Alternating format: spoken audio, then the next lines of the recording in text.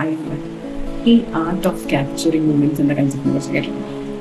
അതായത് നമ്മുടെ ലൈഫിൽ നടക്കുന്ന കുറേ കാര്യം, ഫ്രണ്ട്സിന് ഒത്താവാം, ഫാമിലി ഒത്താവാം, ഈ മൊമെന്റ്സ് ഒക്കെ റെക്കോർഡ് ചെയ്യുന്നതിനെ കുറിച്ചിട്ടുള്ള ഒരു കൺസെപ്റ്റ് ഒരുപാട് പേര് കേട്ടിട്ടുണ്ടായിരിക്കില്ല.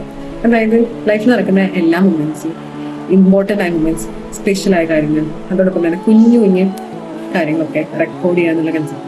ഞങ്ങൾ കോളേജ് പഠിക്കുന്ന സമയത്ത് ഞങ്ങൾക്കൊരു എൻ്റെ കയ്യിലൊരു കുഞ്ഞ് ക്യാമറ ഉണ്ടായിരുന്നു, ക്യാനൻ്റെ ആ ടൈമിൽ. ആ ഒരു ക്യാമറ ഞാൻ ഈ സ്പെഷ്യൽ ഇവൻറ്റ്സിനൊക്കെ ഉള്ള സമയത്ത് നമുക്കവിടെ അലൗഡാണ്, ഞങ്ങളത് കൊണ്ടുപോയിരുന്നു. ഈ ബർത്ത്ഡേസ് വരുന്ന സമയത്താണെങ്കിലും അല്ലെങ്കിൽ എന്തെങ്കിലും ഒരു പ്രോഗ്രാം വരുന്ന സമയത്ത് അത് യൂസ് ചെയ്ത് ഞങ്ങൾ കുറേയധികം മൊമെന്റ്സ് ക്യാപ്ചർ ചെയ്തു. അതുപോലെ തന്നെ കോളേജിൽ ഫോൺ അലൗഡ് ആയിട്ടുള്ള ഒരു ദിവസമാണെന്നുണ്ടെങ്കിൽ തിരിച്ചു വരുന്ന സമയത്ത് എൻ്റെ ഫോണിൻ്റെ സ്റ്റോറേജ് ഫുള്ളായിരിക്കും. കാരണം ഞാൻ അത്രയും കാര്യങ്ങൾ അവിടെ റെക്കോർഡ് ചെയ്യാറുണ്ട്. പലപ്പോഴും ചെറിയ ചെറിയ ചിരികളായിക്കോട്ടെ, ഫ്രണ്ട്സിൻ്റെ ഇടയിൽ തമാശകളായിക്കോട്ടെ, ഫുഡ് കഴിക്കുന്ന ലഞ്ച് ടൈം ആയിക്കോട്ടെ, എല്ലാം റെക്കോർഡ് ചെയ്യാനായിട്ട് ഞാൻ പലപ്പോഴും ശ്രദ്ധിക്കാറുണ്ട്. And the best part is, ഇപ്പൊ തിരിഞ്ഞു നോക്കുന്ന സമയത്ത് ആ മൊമെന്റ്സ് ഒക്കെ ഞങ്ങളെ സംബന്ധിച്ചിടത്തോളം ഞങ്ങൾ ജീവിച്ച മൊമെന്റ്സ് ഞങ്ങളുടെ കയ്യിലിരിക്കാം.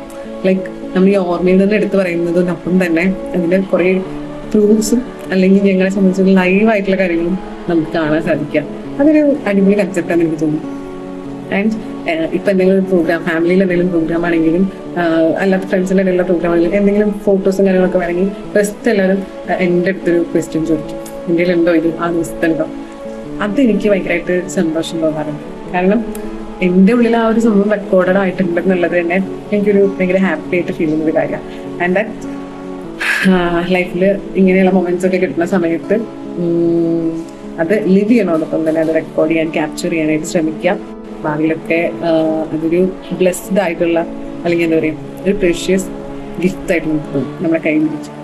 ഓക്കെ, സോ ഇനി മുതൽ let's do the art of capturing.